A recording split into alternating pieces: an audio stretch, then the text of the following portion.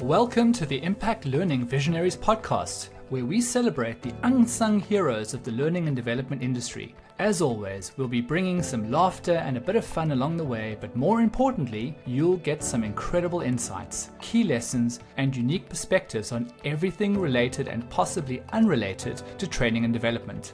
Let's get this show on the road. Hello everybody and welcome to the Impact Learning Visionaries podcast, and today we are joined by Diana Kawarsky, who is a senior training and development professional who has over 2 decades of experience consulting with Fortune 500 companies, universities and colleges around the world.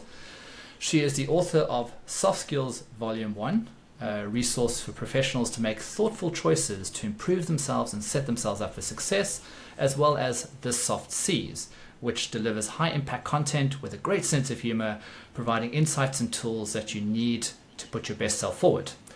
Diana is also part of the Harvard Business Review Advisory Council, providing feedback to editors from the Harvard Business Review, and most recently has attained the rank of being number 26 on the Global Gurus communication category. So well done on that, Diana, and welcome to the podcast. Thanks, Jason. Happy to be here. So as I mentioned, you've written 2 books on soft skills. So let's talk about hard skills. No, I'm just kidding. What are those anyhow? What are those? Yeah. Well, I mean, it's an interesting point because every time we talk about the word soft skills, someone inevitably says the obvious thing is that they're far from soft in terms of impact, in terms of ability to learn. Right. What is your take on soft skills in the kind of industry at the moment, and where you think we are with them? So there's a few, if I may, nuances to the question, and the first is almost a semantics piece. And as you suggested, the line, and it comes in a few variations, but it's only a few that I hear in response to the term soft skills, is generally they're the hard skills, or they're much harder than people think, or isn't that what's most important, or along those lines. And so from that almost semantics perspective, what I can say is twofold: that there's some debate around the use of the term, as in terms of language, we have a complicated history, and certainly a complicated narrative around what the value of soft may or may not be in comparison to what the value of hard may or may not be. And yet, I can say that while I'm not married to the term, I've yet to find an adequate replacement. The firm that I run is called the Soft Skills Group until we find another name or somewhat convinced elsewise.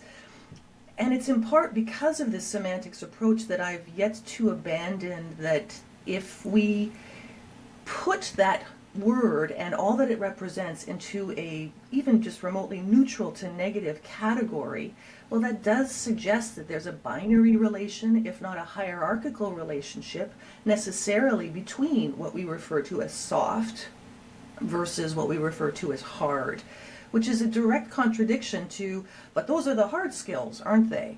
So there's some space there in that tension to try and better understand that it's often, for example, those leaders that are appreciated, especially political leaders, for having those interpersonal skills, for having those ambassadorial skills, for having those skills, who then are referred to as effective, if not perhaps even admired leaders. Those are soft leaders. And so I like to acknowledge that. I don't believe I have the answer. As I said, I'm happy to convince, but I'm remarkably aware of that tension in that space. So I'm loitering in there. The other part to your question, Jason, is soft skills and the future, and where do they fit and where could they fit. And I have an order with Amazon for a fully operational crystal ball, although on back order at the moment. So I can't give you a clear picture, but I can. You're telling me there's that much of a demand for crystal balls at the moment? I believe so, yeah. It's on the uptrend, right? It's on the uptrend. So I can tell you that there's a resuscitated amount of oxygen that has been put into the general narrative on a global level that recognizes that AI, certainly even on the heels of some VR or virtual reality possibilities that had been loitering in terms of workplace improvement and interpersonal skills, and now AI thrusting that forward at a quicker pace, that resuscitated conversation, we start to recognize that while ChatGPT might be able to write a fantastic outline for a 3-hour workshop on professional presence, there's got to be someone to demonstrate professional presence in some manner, whether virtual or in person, in order to have a lived experience to make that AI-supported learning real.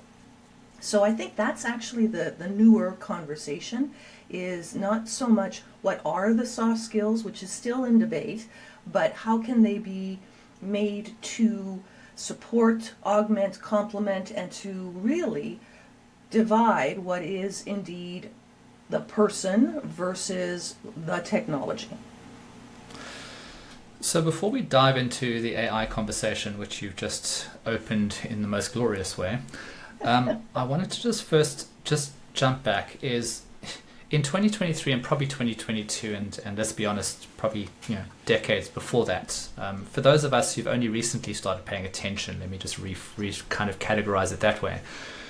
This concept of the future of work and this underpinning of it being driven by technology and disruptive technologies, specifically like AI and virtual reality and all of these different technologies. But it seems like there's this trend in the world around future of work and this rising demand for soft skills, and the fact that they are considered to be lacking. Why do you think? I mean, do you think that's relevant? Do you think that soft skills are going to be the differentiator in working in the future of work? So there's relevant, and then there's differentiator. And relevant, absolutely. Very easy question to answer. As I would say to you, I am of the mindset that their relevance has, although gained and lessened over time in terms of popularity and trend, I'm very comfortable saying always relevant. I don't get to say always very often. The second part to your question, observation around the lack of soft skills suddenly getting the spotlight,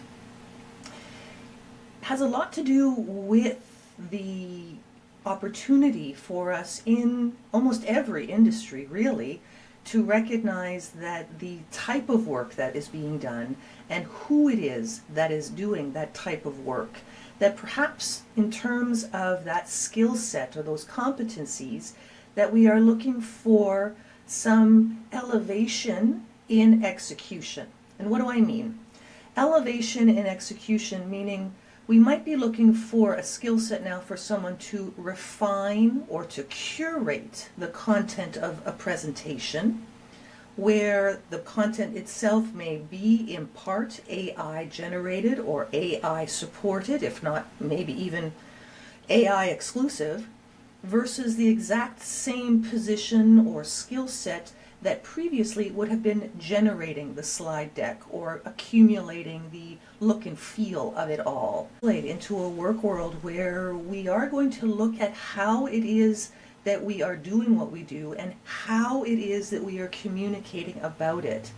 So I often ask people in the work that I do to try and reduce or distill the actions that they can take so that we have a way of bringing this idea of soft skills into a more grounded or real space. And if you look at the how versus the what or the why, and I like to remind people that how is code for style.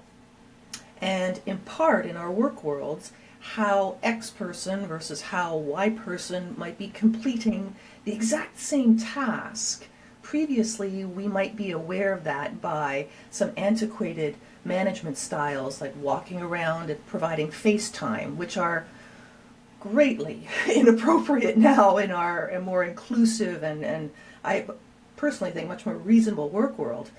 But nonetheless, even then, we knew that person X and person Y would perhaps have remarkably different ways of achieving what we were looking for in terms of the outcome or the product. How? The what now is changing in that what it is that those same two people are doing, that's where the technology is influencing what the product is, what the competency skill set is, what the experience is, and what is a highly answerable question. It's often quite tactical or even operational. And then the third is why. And while I'm no one to compare some of my thinking to Simon Sinek's thinking and his whole world of focusing on why, I do like to acknowledge that certainly he is the person that has pursued this.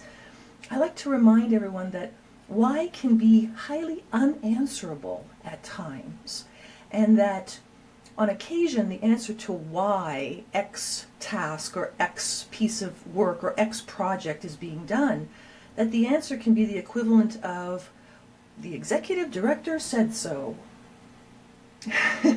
which is a highly unsatisfying answer to most of us, regardless of whether it's a correct why or an incorrect why. I'll say to you, it is the answer, full stop.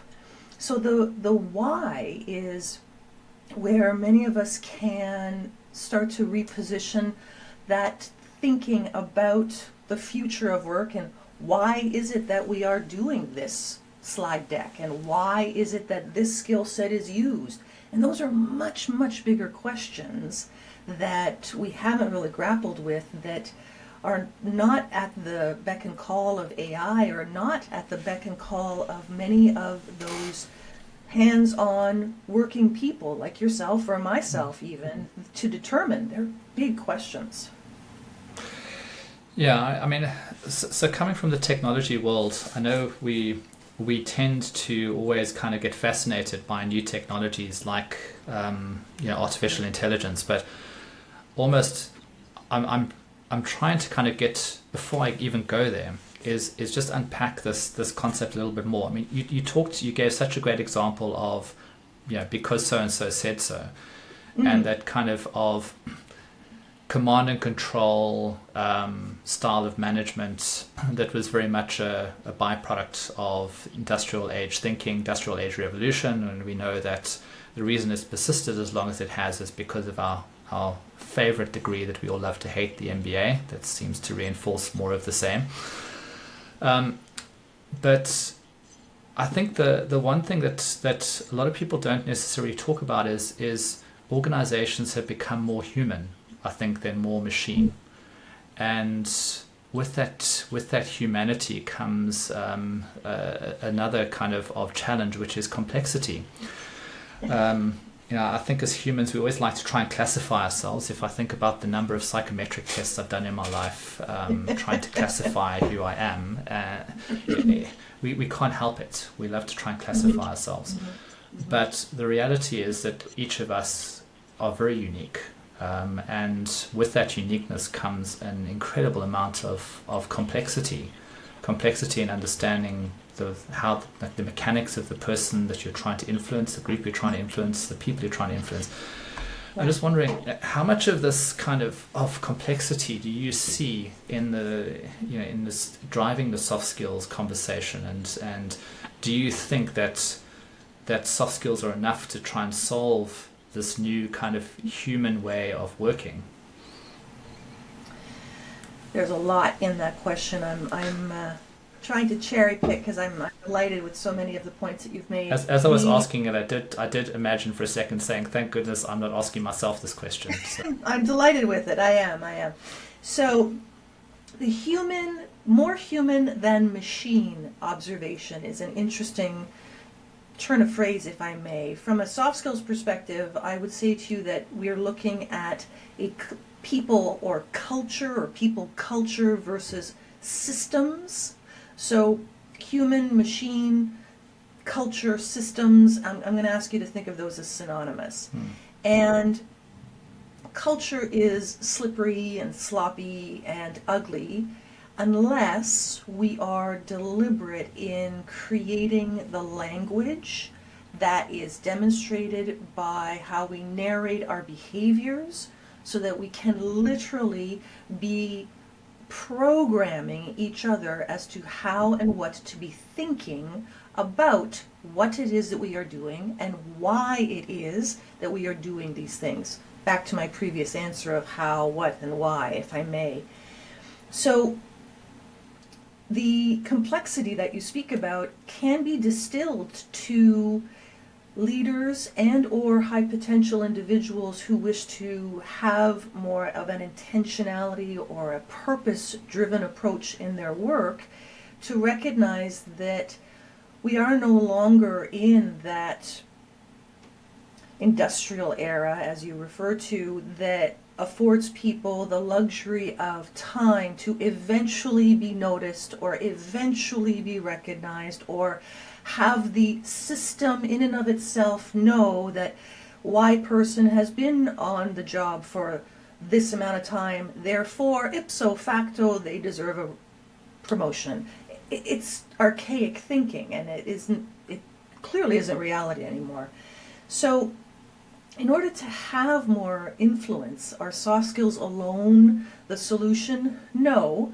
However, soft skills are so many discrete as well as iterative skills. If we take it back to my initial example about narration, when I'm coaching or when I'm training, especially at senior levels, I spend a lot of time asking people, have you told them what you are actually doing? And I say it in that remarkably annoying way, intentionally, hoping to be hoping to be memorable.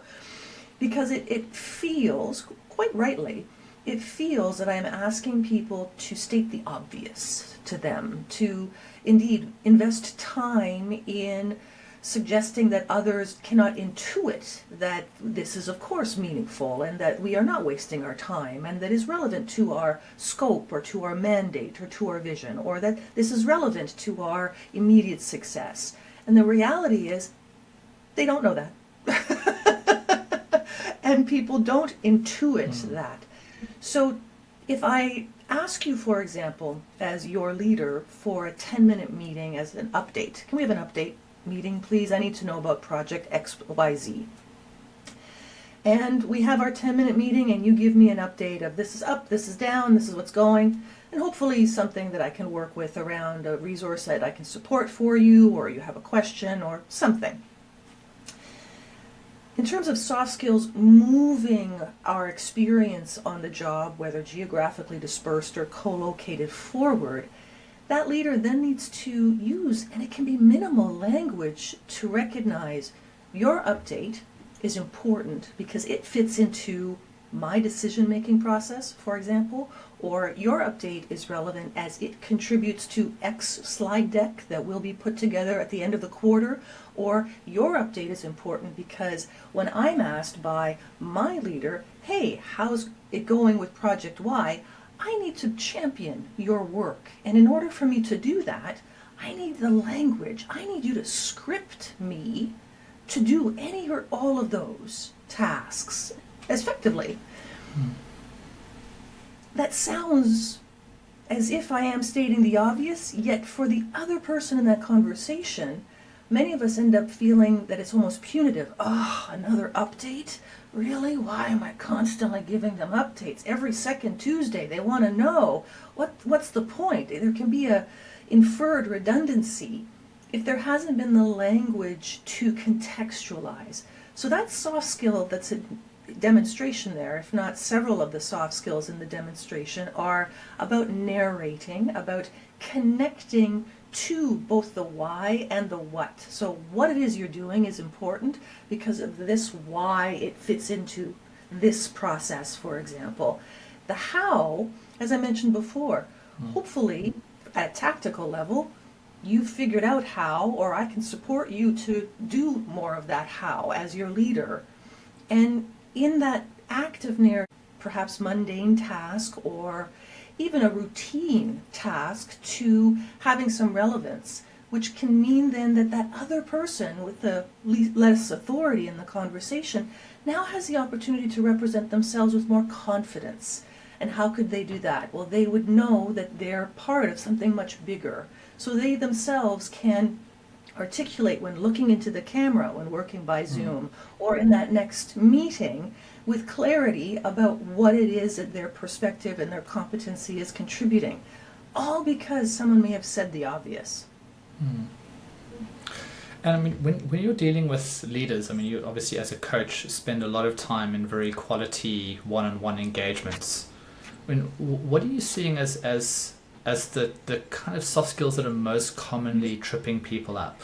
So, I love that question, and I loathe that question, Jason. I'll be honest. And the reason for my two minds is thematically, it is a reflection of that same portion of your previous question that I want to highlight, which is that people are indeed complex and unpredictable and changing, and so are soft skills relevant? They certainly are. However, from one day to the next, with the complexity of people's whole lives that we are much more inclined to be bringing to the workplace in 2024 and into the future than we certainly were 5 years ago, 10 years ago, 20 years ago. People didn't even want to know where you lived, let alone if you had an interest in blank or a dietary preference. I lived that. I'm sure you may have lived that as well. So in terms of trends, there's variations on some very primary themes of communicating effectively, recognizing that being understood is as much an act of speaking clearly, and I often ask people to think of clarity as kindness, and an act of listening effectively. So there's a process here, or process depending on where you are, and how we are indeed engaged in an exchange. So in terms of coaching in particular as a trend, I'd say to you that for many of my senior leaders, they have spent a lot of time looking at their own output. And while we have control over our output, and it's important to leverage those key opportunities to be influential in how we position our words and how we engage with delivering our messages, if we are not connecting, even if only for clarification, may I ask you to please repeat that, because I want to make sure I've understood. That exchange, and perhaps for some leaders there can be a connotation around some humility to validate that it is an exchange, to validate that this is, well, at least two of us every single time. Yeah, so I mean, I definitely hear the part about communication and active listening. I think those are definitely big ones. But I think you've touched on the reason why this whole soft skills is such a complex barrel of electric eels almost. You know, and you know, our audience for this is learning and development professionals. So, you know, I think in a nutshell, you described very elegantly why it's really painful to be in learning and development with the rise of soft skills, because what do you focus on? You know, every single person is different, and I think one of the big challenges we've had in the industry is, let's send everybody on a communication course, let's send everybody on a time management course, let's send everybody on X, Y, Z. And the problem is that you kind of you know, taking a brute force approach to something that's quite delicate and quite challenging. Mm-hmm. So, I mean, if you were in the shoes of, you know, kind of these learning development managers, what would be some of the things that you would be looking at to try and solve this soft skills challenge? It's a particularly interesting time, in my opinion, to be in L&D, and from a North American perspective, learning and development is often housed at least in tandem, if not within human resources. And the evolution of human resources, I am, pardon me, an enormous proponent for the evolution of that function, including learning and development. And I will say that prior to COVID, and I know that many of us are hard-pressed to find a silver lining to the COVID era, however, I do believe that this is one of them. That prior to COVID, I worked with many human resources departments and partnered with many learning and development professionals and practitioners within both smaller organizations and some global organizations as well. And my observation often was remarkably talented and well-intentioned individuals who are working in a structure that was remarkably more valid in about 1978, maybe 1980, if we're lucky. That it had stagnated and held on to some practices and unfortunately didn't often have a seat at the real table. And for remarkably valid economic reasons. I understand the front of the house and the back of the house and who spends the money and who makes the... I get that, I assure you, and that's why historically soft skills training and or coaching has been remarkably sexy to cut because it costs money and time. I get it. Yet, in 2024, in working again with learning and development and human resources practitioners and departments, there's a divide that is often understood and perhaps underappreciated as well, which is the goals of the leaders within L&D and the titles. As you said, there's some go-tos, communication and time management, or in the last 18 months, certainly as we moved away from COVID, ideas around resilience was also remarkably popular. That if we go to those topics, that will fit into the scope and scale and mandate that learning and development has towards the board of directors or the shareholders or towards the larger vision of an organization. And I get that. And so I've had this experience more than once where, based on those agreements and some remarkably thoughtful design to create X workshop or X learning experience, whether online or in person, and then I am in with those learners. That's the part I like the most. But when I am in with those learners, and it turns out they're perfectly skilled at managing their time, actually. They understand that communication could certainly improve, and I'd say to you, myself included, across the board, there's always room, because it's ever changing, to tweak or to better listen or to be more engaged or more present. But often I find that the real opportunity is in tapping into that perspective that the learners have about what would be the most immediately impactful, that often has some connection, although not necessarily a direct one, but often some connection to communication or time or to team building or to leading, even some of the nuances like how to better delegate or how to receive feedback or how to work within a feedback structure within the organization that only validates performance evaluation once a year when I need someone to improve what they did yesterday. So that's the piece that is also remarkably prickly to bring to learning and development professionals' attentions, because it is in part a criticism, and I acknowledge that. However, it is a remarkably reinforced observation and critical observation at that point of the divide between what the goal of the learning may be and how it may fit within a larger plan versus what would be applicable. And just to add to that, I believe that disconnect is in part fueling some of what I mentioned at the very beginning of our chat today about that tension around the language of soft skills versus other names that they might be called. And historically, I've had names like power skills or professional skills or interpersonal skills or a whole slew, all of which are potential candidates and none of which are.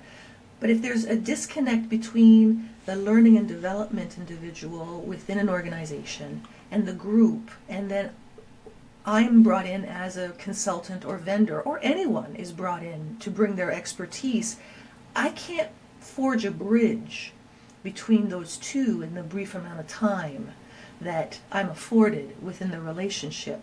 Instead, what can happen is I work as effectively as I possibly can with the learners, but it can highlight for the learning and development professional that exact same disconnect.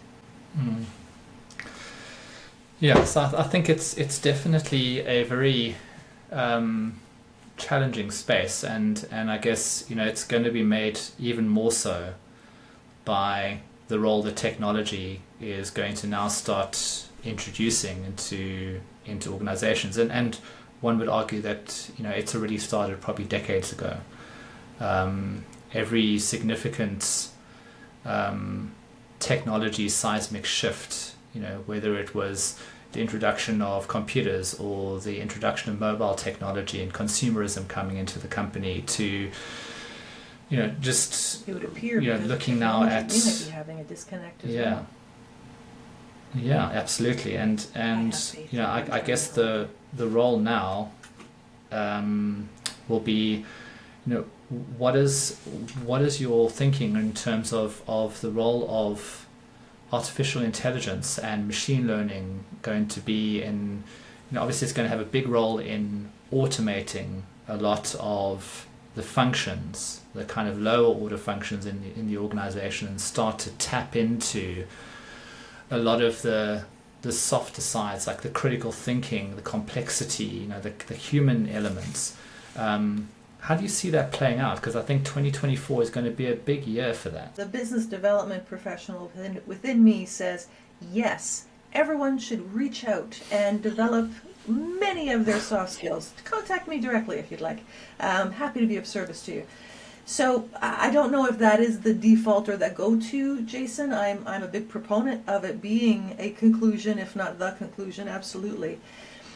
You mentioned the word disruption, or how we could disrupt, and historically there's been a lot of commitment from certainly an economic perspective, debating disruptive technologies or the role of disruption and innovation, for example.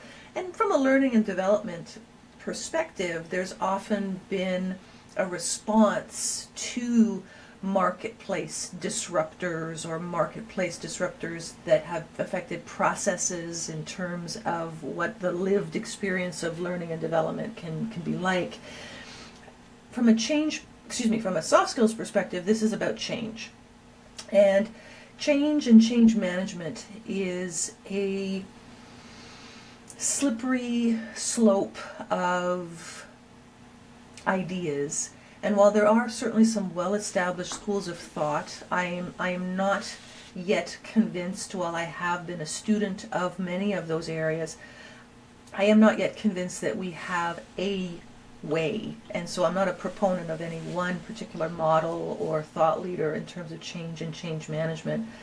What I will say is that the automation potentiality of functions, the use of AI and language models and machine learning and so on, perhaps is best understood from the human side of experiencing change. And when we experience change, we are looking for answers that often, in reflection, can again be tied back coincidentally to some of the thoughts I had mentioned in response to one of your previous questions, which is, in response to a change, whether grand or quite particular and small, the human side, the soft skills side, if you will, is to ask initially, what? What am I doing? What is the expectation? What is the deadline? What's going on? What? And I often will ask, especially in supporting learning and development practitioners around change. And change itself has changed in the last few years. I like to remind all of us as well that answering what can often be remarkably simple in comparison to some of the subsequent questions that we have on the human side in managing change. So what is the new deadline? What is the new source of funding? What is the password? What? What is then followed by that why question. And as I mentioned before, why can be much more complicated, perhaps a tougher, drier, larger pill to swallow in terms of the answers to why. So if the change is using this technology when we may not have used any before, or using this technology to replace previous technology, what are we doing with this new technology? Why do I have to change? I have been doing this for X number of minutes, years, decades, and it works just fine. Thank you very much. It ain't broke kind of an approach, which many of us take because status quo is comforting and soothing, and it's where many of us place our expertise, in status quo. We don't even recognize that that's where it's perpetuated. How comes next. So it's what, why, and then how. How am I supposed to work with this AI? How am I supposed to keep my skills up to date? How do I not become redundant? How? And I mentioned earlier, how is code for style. And if many of us get caught up in the what or the why, we never get to, well, figure out the how. And that's where some of us will indeed fall behind, because we can double down or white knuckle our hold on some of those habitual or status quo ways of working, which I don't want to dismiss as necessarily wrong. However, they're not necessarily right in this moment any longer. And that's also complicated for many of us. And then when it comes to looking at moving forward still, the what, the why, the how, and then it's who and how long, and a mixture of a whole bunch of the other questions that we start to recognize at that point, because what we now have learned is that because change itself is changing, and because we are being responsive to AI and machine learning and all of the advances, I can't claim to understand exactly what's happening. I'm really trying to stay abreast of it all, but there's a lot going on. That change itself is changing, so that status quo, that how, might not have the same tenure that the previous how did. And in fact, we might not be going, and that's partially what many of us have as experience as a disruption. So I can recall, again, many years ago, when there were some processes when I was working with some government agencies that were going from pen and paper to being input suddenly within to some sort of a machine. At that point it was a mainframe of some sort, let alone going from machine to a tablet. And there was enormous resistance. I love my pen. I love my I love my paper.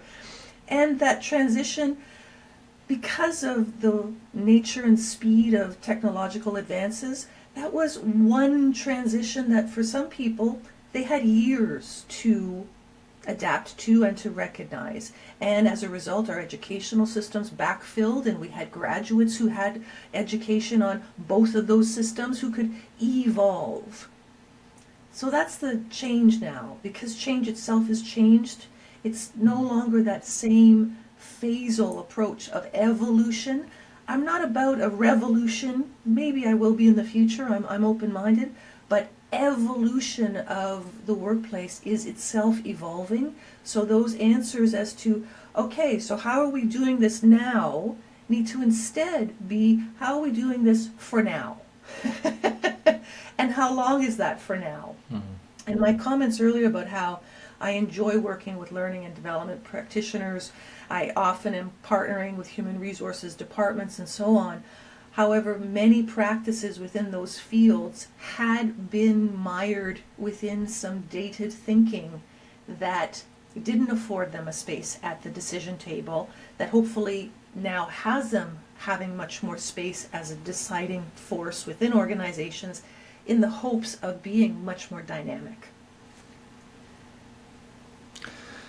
Yeah, and I think that's definitely been a trend that we've been seeing on this podcast is this emerging role of learning and development becoming more of a seat at the table, almost becoming a mini CEO within the business, understanding, you know, moving away from metrics like open rates, number of learners, numbers of active participants, to actually what are the real business metrics you're trying to move.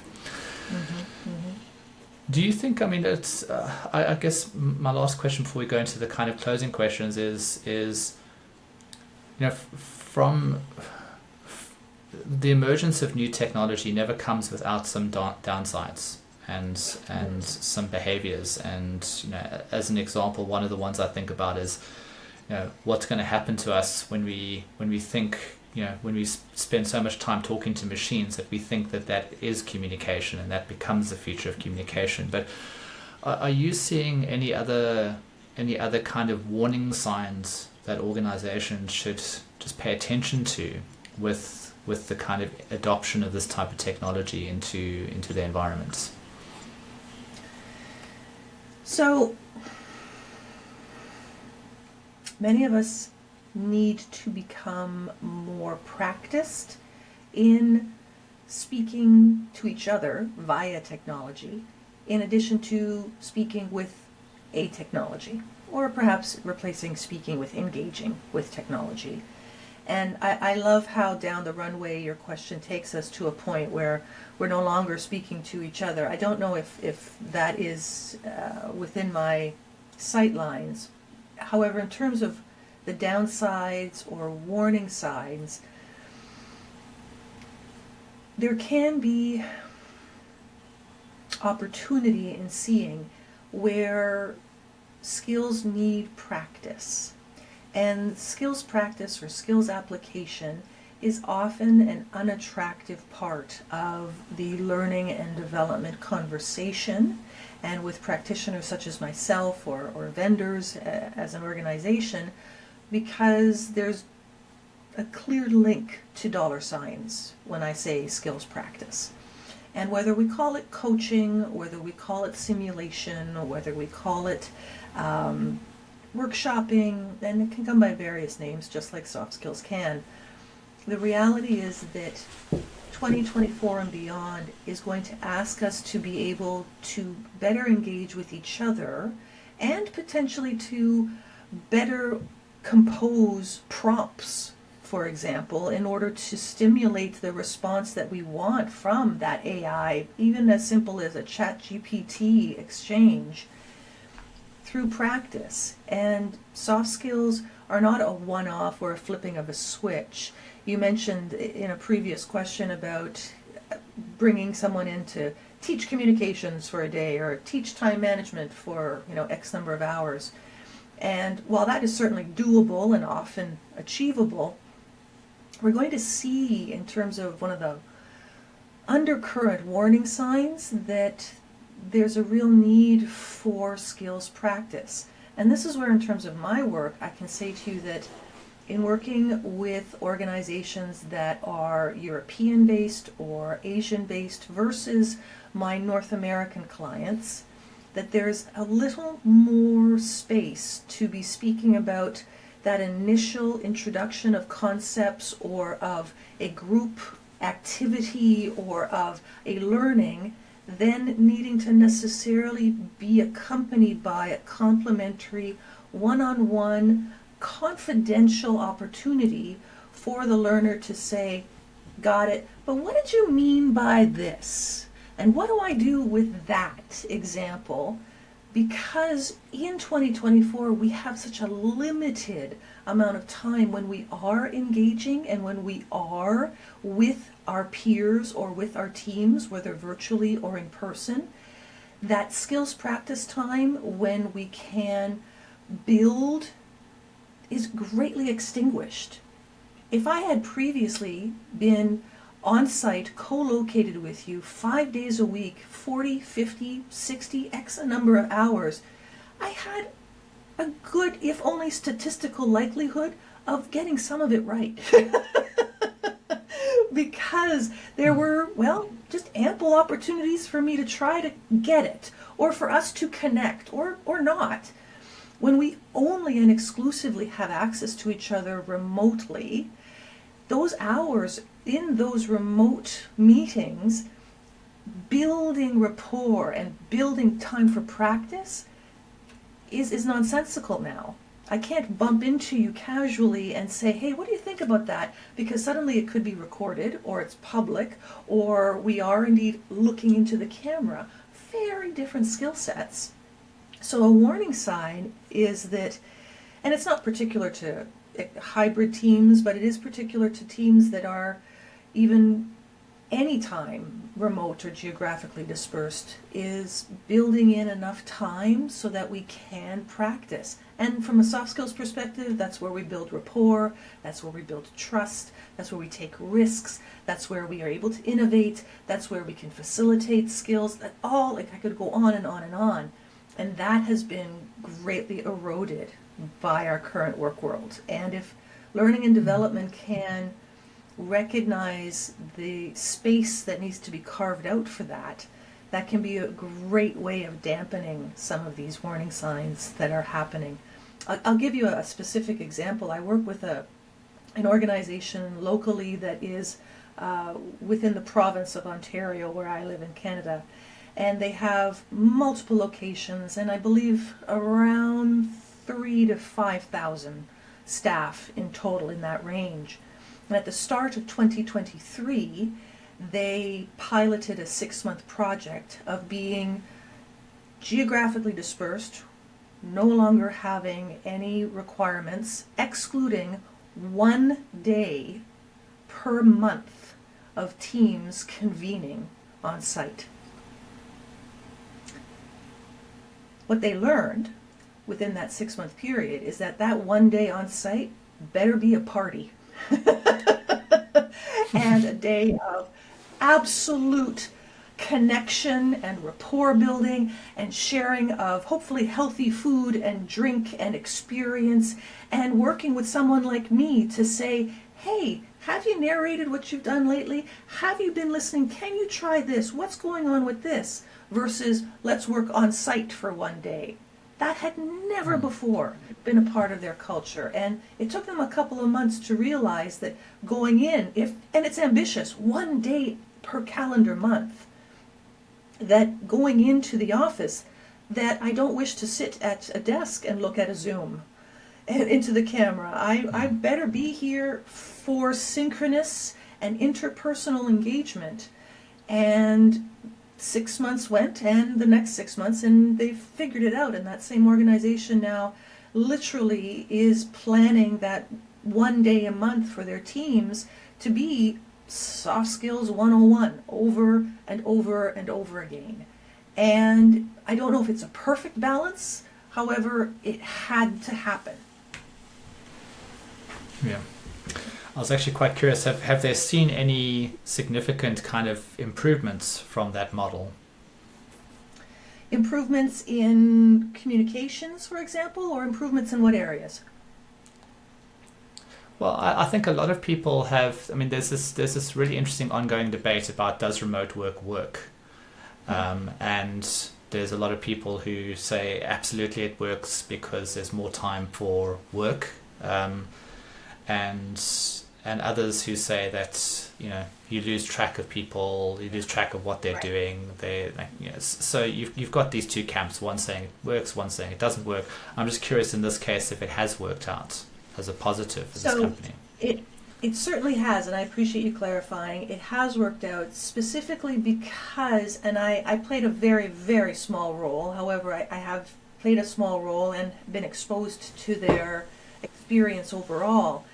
And that is distinguishing synchronous versus asynchronous work and building in a deliberateness around what tasks and or behaviors make the most sense when we are convened, whether virtually or in person, versus when we are dispersed. And that, if anything, I will take as an example of, in terms of the future of work, or to reflect back on vast potentials of your previous questions of what AI might bring to learning and development in particular, is that deliberateness of where are we using this technology and how are we using this technology in relationship to the work. So if in practice learning that synchronous versus asynchronous and where it is that we can generate the most value in how we are collaborating, or is this a task that we do in our isolated work spots, whatever that might be, and then come back to brainstorm, which is what we had done accidentally bumping into each other in the hallway previously, or not, versus is AI going to be used to generate the initial outline, or is it going to be used to refine? I mean, in a very simple form, even using technologies like spell check and Grammarly, we've had augmentation of our work. However, it's been located in a specific space. So some of the conversation right now is, what is the space that AI is going to be defined as occupying? And if we do not have that conversation, much like that organization I mentioned, this is the work we do here versus this is the work we do there, then it's going to define itself. And that's where we have a lot of opportunity from a soft skills perspective, is looking at where it is that we are engaging with each other versus intentionally where it is we are using the AI or any technology to support it. Yeah, I mean, it's fascinating because you've opened up a whole other rabbit hole, but we're out of time around remote working and the impact of that. But I'm going to just close off, and I normally ask 2 questions closing off, but this time I'm going to cheat a little bit because you mentioned something to me before we started this conversation, and I'm fascinated by it, that you are writing a children's book on soft skills. Really curious to know what that is and what it's going to look like. So it is a book entitled Tickles, and it is a soft skills primer that I have written for caregivers and the children whom they care for, in the hopes of initiating some thoughtfulness, deliberateness, and purposefulness in how self-awareness and self-assurance are 2 skill sets that are underpinnings, foundational, core, primary opportunities that so many of us return to over our lifespan to refine and to perhaps even to generate when we had not had opportunity to do so as, well, a younger person. So it is my first step into writing for caregivers and their children. I appreciate you asking about it, Jason. It will be available in 2024, and I'm very interested to see how I can be of benefit to that particular group, as I have worked with a lot of senior people. I have worked with individuals who are students or new grads, and it's often thematically back to self-awareness and self-assurance. And so if we can develop a comfort with those concepts that are not necessarily contradictory or even remotely complicated from an earlier stage, we'll be that much more advanced, and potentially we won't even need AI. Maybe that's the goal. Wishful thinking, I suspect, but yeah. Final question is, we always ask if there's a book, a podcast, a event, anything that's kind of had a profound impact on you recently. I have not been asked this for a while, although it is a classic question, and so I was delighted to prepare for this one. And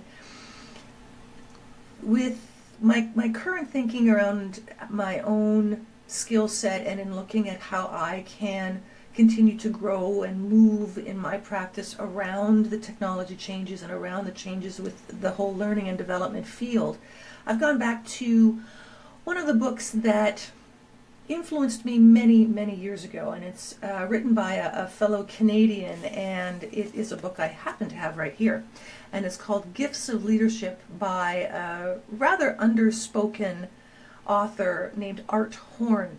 And This is a book that I have owned for many years, and I'm very proud of all of my markings within it, as I have gone through it many times, and I'm actually convinced it must be at least 20 years old. Published in 1997, so it's been around for a long time. And it has influenced me in terms of those ideas of perhaps self-assurance and self-awareness, where this was a book that mentioned one's mindset prior to the work of Carol Dweck and the growth mindset that has been the mainstay in many soft skills practices for the last 10 years or so.